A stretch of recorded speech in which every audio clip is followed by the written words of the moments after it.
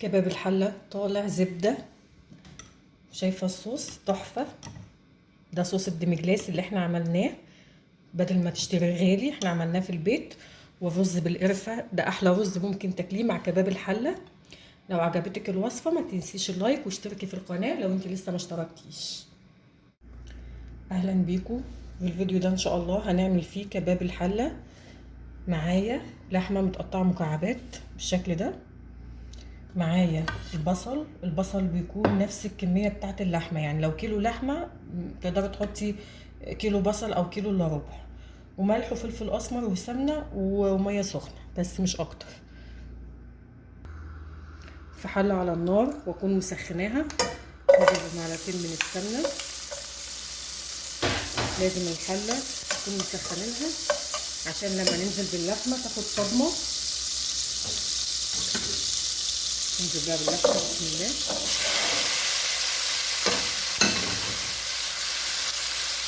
مش هنقلبها، هنسيبها بس لما تاخد لون من تحت عشان ايه ما تنزلش ميتها.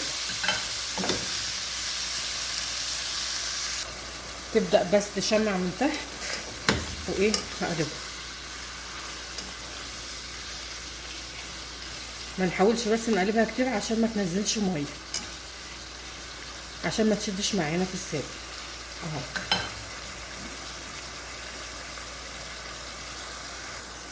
هسيبها لمده 3 دقايق على النار بس الميه دي تنشف، وبعدين هضيف لها البصل.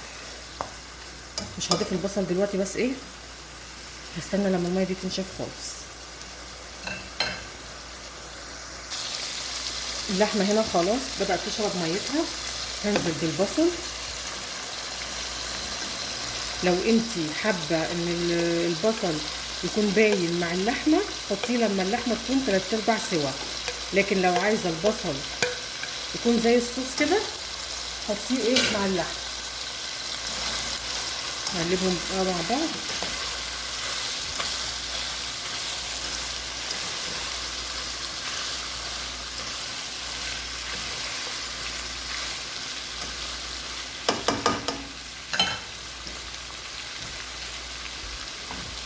احط لهم شويه فلفل اسمر، فلفل اسمر بس، لكن ملح مش هحطه دلوقتي. بس هقلبهم واسيبهم بقى ايه على نار هاديه خالص. مش هحط ميه دلوقتي، هسيبهم بس على نار هاديه.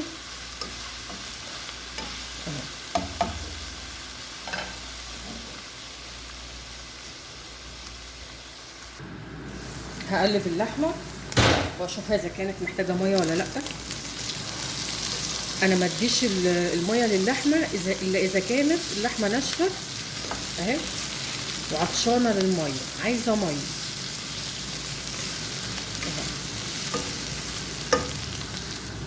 انا هحط ورقتين لورا، فصين حبهان يطعموا معايا اللحمه.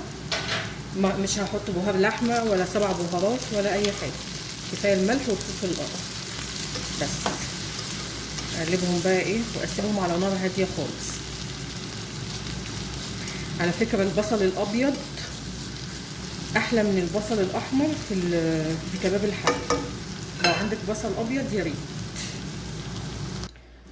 هنا لما احس ان ميتها نشفت اكون مسخنه ميه وانزل بيها ايه كوبايه بس، يا دوب بس كوبايه واحده من الميه بس، واسيبها بقى ايه على نار هاديه. كل لما تشرب ميتها ازودها بس يا دوب ايه نص كوبايه ميه. وفي الاخر هعمل لها صوص ديمجلاس، مش هشتريه، هنعمله من البيت اهو. انا مهديه على اللحمه خالص، سايباها براحتها اهو. هشوفها لو نشفت هزودها شويه ميه. انا اللحمه اللي معايا دي من فيليتو فمش هتاخد سوا، فانتي اللحمه اللي معاكي على حسب نوع اللحمه بقى اهو. هدي عليها خالص وسيبيها براحتها. اديها بس نص كوبايه من الميه بس كده. هدي عليها النار بقى وسيبيها ايه براحتها خالص.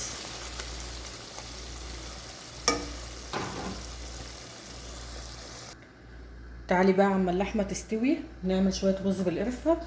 حله على النار فاضيه ما فيهاش اي حاجه خالص، هنزل فيها بمعلقه من السكر واسيبها ايه بقى ايه تتكرمل. السكر بدأ يكرمل اهون، سيبيه على نار هاديه خالص لما يكرمل براحته يوصل للون الذهبي، ذهبي فاتح مش ذهبي غامق عشان ما يمررش. بعد كده هنزل بالميه، انا عامله كوبايتين رز بسمتي هحط عليهم 4 كوبايات من الميه.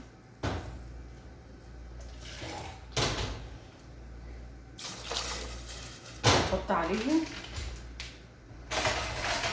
معلقه صغيره من القرفه. بسم الله.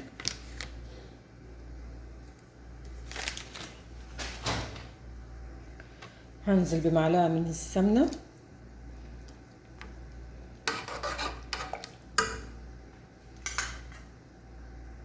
اول ما الميه تغلي هنزل بالرز. دول كوبايتين من الرز مغسول كويس ومتصفي.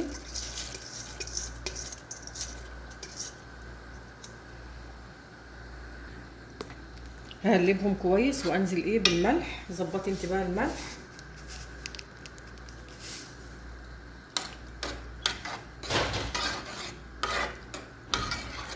سيبيه بقى لما يشرب ايه الميه.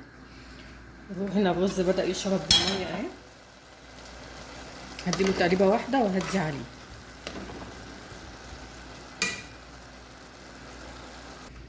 الرز عندي كده استوى اهون، خلاص هطفي عليه. اللحمه خلاص دخلت في السوا، هحط لها الملح. احنا بنحط الملح اخر حاجه عشان الملح لو حطيتيه في الاول هيعطل سواها وهيخليها تشد معاكي. وتعالي بقى نعمل ايه صوص ديميجلاس بيتي. صوص الديميجلاس بقى اللي هعمله عباره عن ايه، كوبايه ميه ومدوبه فيها معلقه كبيره من الدقيق، وهنزل بيها ايه على اللحمه. بس سيبيها بقى ايه تشرب من ايه من الميه كده. الصوص ايه هيتقل معايا، مش هتحتاجي ان انت ايه تشتري صوص ديميجلاس. لو انت حابه الصوص ده حطي معلقه الدقيق مع كوبايه الميه، مش حابه ممكن تكتفي خلاص باللحمه مع البصل كده وخلاص. بس ده لو انت عايزه ايه الصوص.